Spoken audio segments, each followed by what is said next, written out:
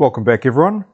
So I was playing chess with a friend years and years ago, and he showed me this trap in the King's Indian defense, and I thought it was such a cool trap that I started playing it in my games, and I actually started winning a lot of games because it's one of those traps you can't really anticipate. You either know it or you don't.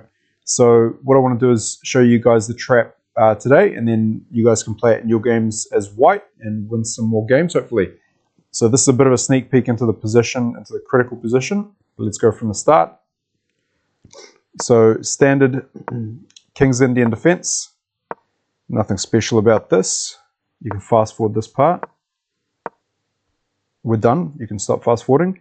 So now the key move is the first key move, knight G E2. This is the Kramer variation. It's not a very common variation, but it's actually surprisingly solid as white if you decide to play this. It takes black out of their conventional book.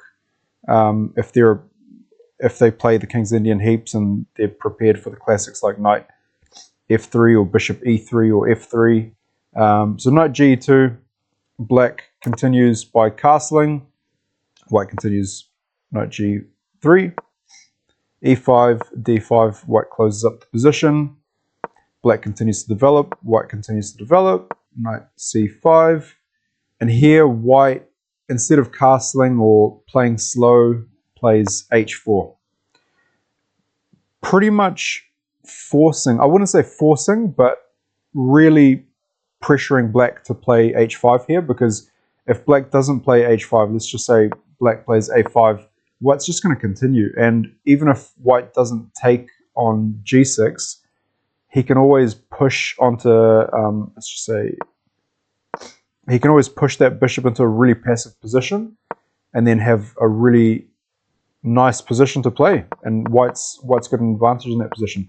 So here black will typically play H5, not only in this position but in other fianchetto dark square bishop positions. Bishop to G5, A5, and now this is that critical position. This is where white puts down the hammer. Bishop takes H5. You think, isn't white just losing a bishop? You would be right. Yeah, white is losing a bishop, but gaining a massive attack and tangling up black's position like you wouldn't even know. Obviously, if black just continued normally, white would just retreat the bishop, and then white would be up a pawn, and then up a critical pawn as well. And that H5 pawn is just going to start rolling. So black is essentially forced to take. You can't take with the knight because it's pinned, and that's the other key part of this trap. You're essentially exploiting the pin on that F6 knight, as well as the weakened pawn structure on the king side for black. So here you go, knight takes H5. Black cannot take back because of the pin. Even if black got tricky and started thinking, okay, maybe I can do this, attack the queen and fork the knight, that loses to knight takes, bishop takes, and then white picks up the bishop.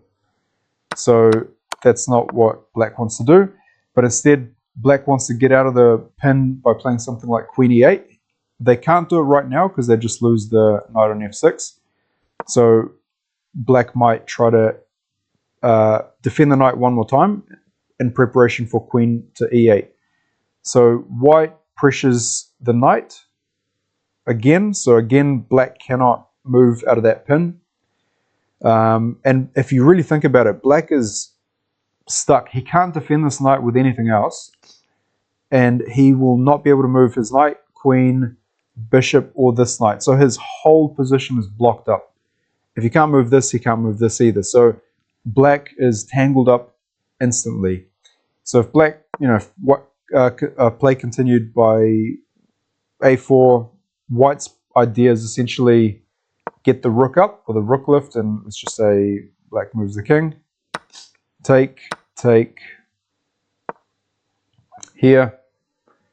And now you're threatening all sorts of stuff. Mostly bishop takes f6. And then once the king comes back, again, black is just completely tangled in this position.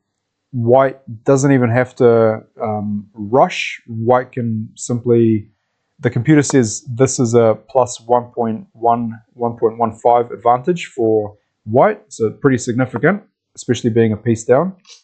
But even here, if we go back, white doesn't have to rush. White can just castle and get the other rook into the action as well.